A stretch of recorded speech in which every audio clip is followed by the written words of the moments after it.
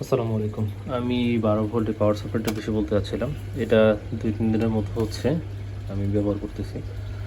এটা হচ্ছে 33 এম্পিয়ারের এই পাওয়ার সাপ্লাইটা। এটা 12 ভোল্ট আছে, আউটপুট হচ্ছে 33.3 এম্পিয়ার।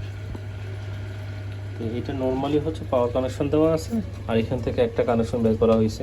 এখন যেহেতু ঠান্ডা, তো এক্সট্রা আর কোনো কিছু করা হচ্ছে না। তো আর তো নর্মালি আগেও হিট হইতো না। তো এটা ভালোই আছে। এখানে হচ্ছে একটা ফ্যান দেওয়া আছে ইনবিল্ট ভিতরে। ওই ফ্যানটার বাতাসটা সামনের দিক থেকে বের হয়, মানে এখানকার যে পুরো পিসিবিটা আছে পুরোটাই হাওয়া পায়। এটা খুবই একটা মানে ভালো জিনিস।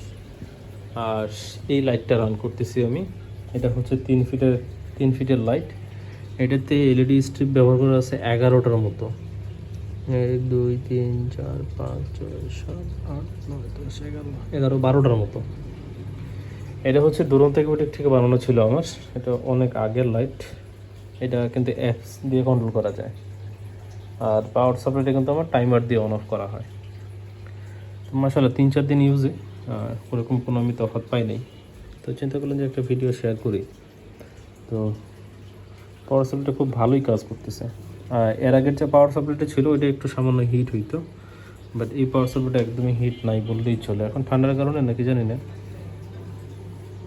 তো ভালোই আছে। এবং কি এটা আরেকটা বিষয়, আগের যে পাওয়ার সাপ্লাইগুলো ছিল ওগুলো কিন্তু আর্থিং না দিলে বিদ্যুৎ আসতো। এটাতে দেখেন, এটাতে কিন্তু কোনো রকম বিদ্যুৎ নাই। এই জিনিসটা খুবই ভালো। এটাতে কিন্তু আর্থিং লাগানো নেই, জাস্ট নেগেটিভ পজিটিভ একটা লাইন দেওয়া আছে।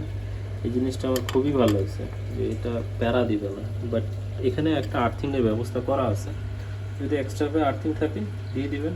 এটা খুবই ভালো। তো মাশাআল্লাহ ভালোই চলতেছে। দেখা যাক, অবশ্যই আমি আপনাদের সামনে এটা যতদিন টিকবে ততদিন ইনশাল্লাহ ভিডিও নিয়ে আসবো।